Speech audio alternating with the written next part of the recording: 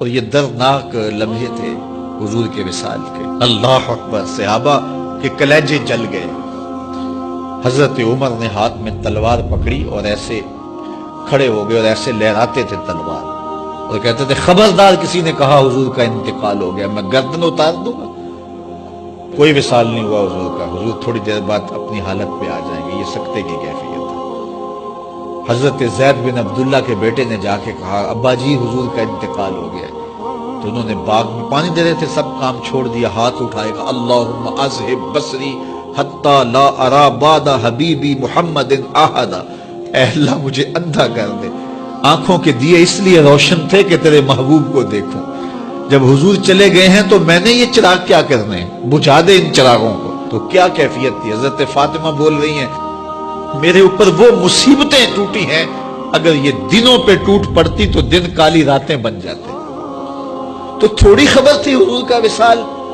اچھا جب یہ کیفیت تھی صحابہ کی اس نازک موقع پہ، چونکہ منافق اندر ہی ہوتے ہیں، تو منافقوں نے ایک کھیل کھیلا، وہ صحابہ میں پھیل گئے اور کہنے لگے واہ واہ حضور کے دم سے رونقیں تھیں، مسجدیں آباد تھیں، سجدے تھے، قرآن کی تلاوت تھی، اب کس نے نماز پڑھنی ہے میاں، اب کس نے روزہ رکھنا ہے، اب کس نے زکوٰۃ دینی ہے، اب کس نے حج کرنا ہے، ختم کہانی ختم کہانی، یہ بات کرنی شروع کر دی۔ اب یہ بڑی نازک صورتحال، تو کیا حضرت ابو بکر کا کلیجہ نہیں جل رہا تھا؟ لیکن اس موقع پہ حضرت ابو بکر کھڑے ہوئے اور پھر حضرت ابو بکر صدیق نے لوگوں سے مخاطب ہو کہا لوگوں مجھے ایک بات بتاؤ کہ تم اللہ کی عبادت کرتے تھے یا حضور کی کرتے تھے؟ لوگوں نے کہا کہ اللہ کی۔ تو کہا کہ کیا حضور کے وصال کے بعد تم اللہ کی عبادت چھوڑ دو گے؟ کہا نہیں۔ کہا مجھے بتاؤ جس دین کو سر بلند کرنے کے لیے حضور نے اپنی ساری زندگی لگا دی، تو کیا حضور کے چلے جانے کے بعد اس مشن کو چھوڑ دو گے؟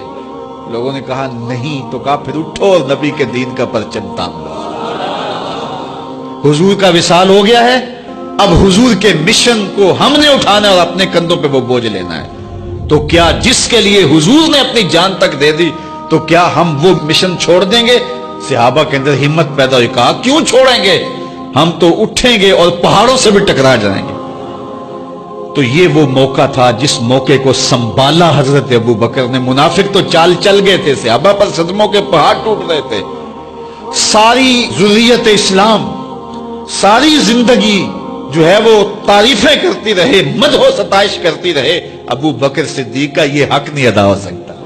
یہ احسان کیا ہے امت کے اوپر حضرت ابو بکر صدیق نے۔ ایک خاتون آئی اور اس نے حضور سے کوئی مسئلہ پوچھا، تو آقا کریم نے فرمایا پھر آ جانا۔ تو اس نے کہا اگر میں پھر آؤں اور آپ نہ ملیں، اس کا مطلب یہ تھا کہ آپ اس دنیا سے کوچ کر گئے ہوں، تو پھر تو فرمایا میں نہیں ملوں گا، ابو بکر تو ملے گا نا۔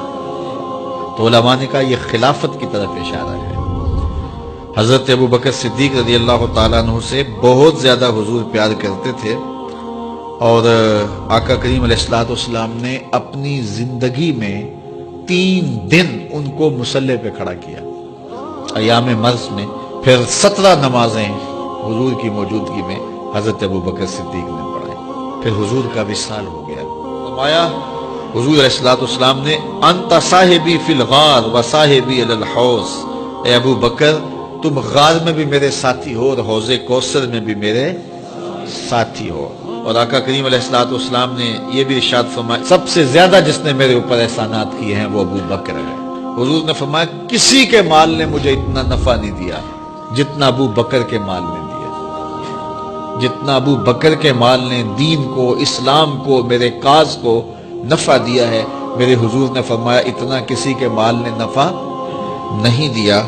اللہ اکبر۔ فبکا ابو بکر، تو جب یہ بات حضور نے کہی تو ابو بکر رونے لگے۔ وقال ما انا ومالی الا لک، حضور میں بھی آپ کا ہوں، مال بھی آپ